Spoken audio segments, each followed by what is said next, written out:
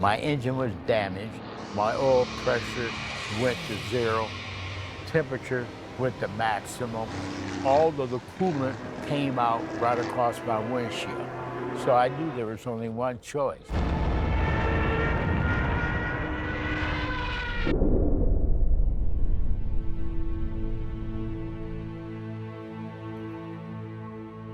I was 11 years old, and as I describe it, I had a love affair with an airplane.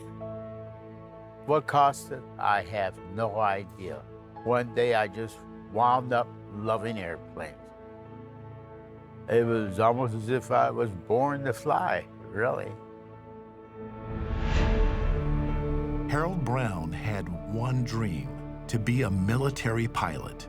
But for an African-American boy in 1936, that was out of the question. Since World War I, black men had been prohibited from enlisting and training as pilots. But Harold was raised in a family who taught him that every dream was worth chasing. I always had the belief that everything would change. And that's what I said, yeah, but by the time I'm ready, everything will change. And that's precisely the way it happened. In December 1938, President Roosevelt unveiled the Civilian Pilot Training Program. And for the first time, a select number of African-American men were given a chance to fly. We interrupt this broadcast to bring you this important bulletin from the United Press. September 1st, 1939, Germany attacks Poland. Hitler's all-out attack on Poland makes the long-dreaded European war a certainty. For 2.5 years, Harold and the rest of America carried on as usual. Then, under executive order, the U.S. Army Air Corps activated the first squadron of all-black pilots. They became the Tuskegee Airmen. The big news was that I could apply and I could take my shot at it, and at least I would get a chance. That same summer, a 16-year-old Harold took a job as a soda jerk with just one thing in mind. I saved up $35. And I took those $35 and bought me 5 flying lessons. And on the first flight, I was sloppy all over the sky. But by the 5th lesson, I was feeling quite comfortable. And I said, oh man, this is really great. Hey, yeah, I'm flying an airplane. Then the war came to America.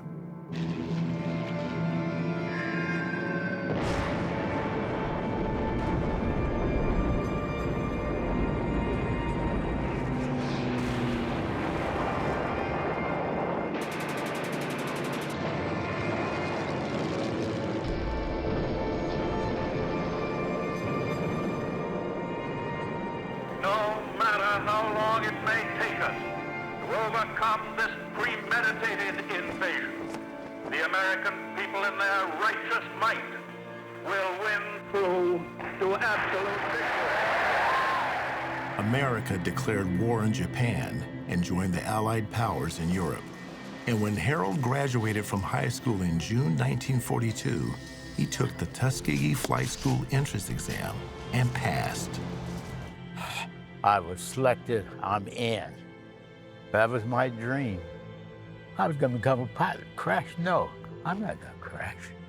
I'm invincible. Nothing will happen to me. Harold earned his wings and the rank of second lieutenant in May 1944.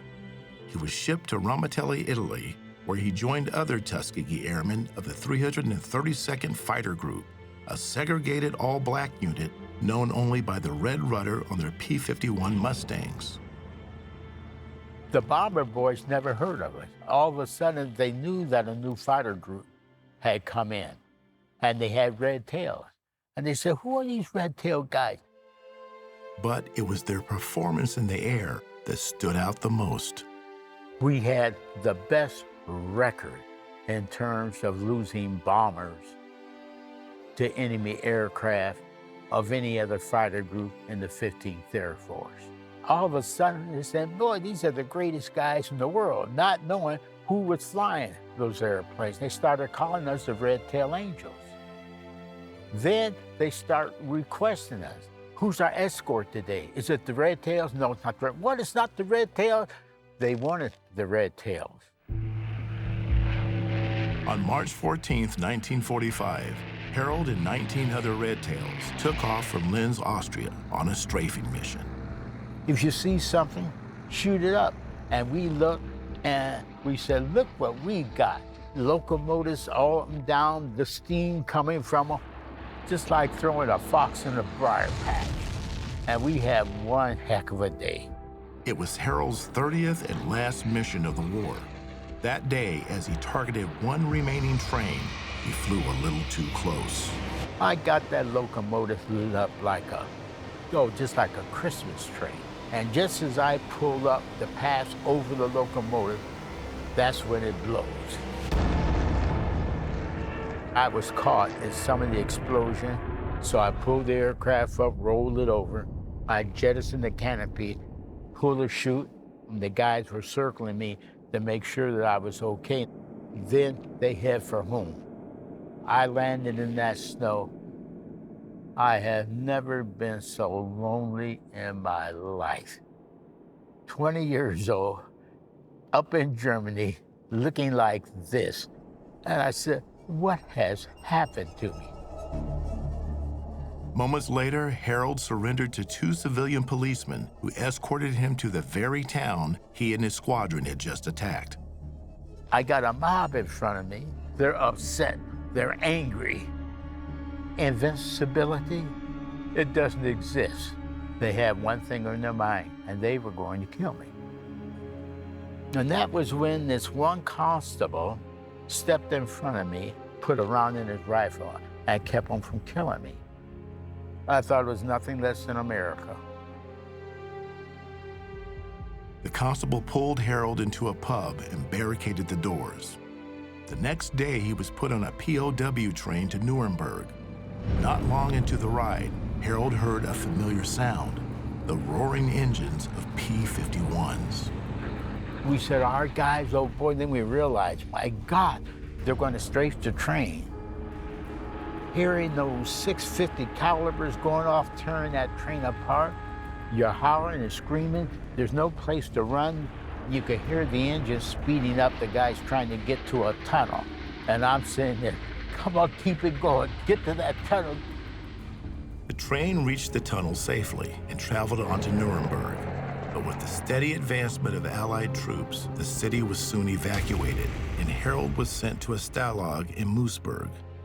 Soon after, Nazi soldiers abandoned the camp, and Patton's tanks rolled in, freeing over 100,000 prisoners. He comes in, and if you can imagine, this mob of people hollering and screaming, yay, Patton, go get him, Patton. Of course, I am just as happy. Look what I just came through.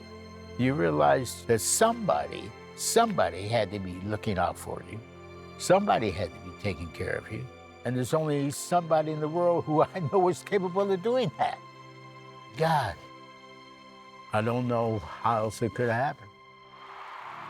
Germany surrendered on May 6, 1945, and 4 months later, Japan followed. Harold and his fellow Red Tails returned home heroes, having helped bring an end to the war and racial prejudice in the military. Their final victory came in 1948 when President Truman officially ended segregation within the armed forces. It was never easy for these men.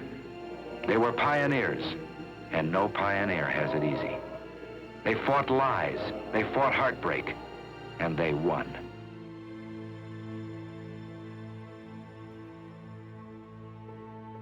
After flying 23 years in the Air Force, Harold retired as colonel. He has since earned a doctorate, served as an administrator at Columbus State Community College, and co-authored his autobiography with his wife, Marcia. These days at 93, he travels all over the U.S., sharing the lessons of the Tuskegee Airmen and how one dream can change everything. With hard work, perseverance, never quitting, having confidence that you can win, overcoming obstacles, and you can be successful. You can overcome anything. Dream, aim as high as you want in your dream, and then go after it. When things are tough and just think of the Tuskegee Airman. If we could do it, you can do it.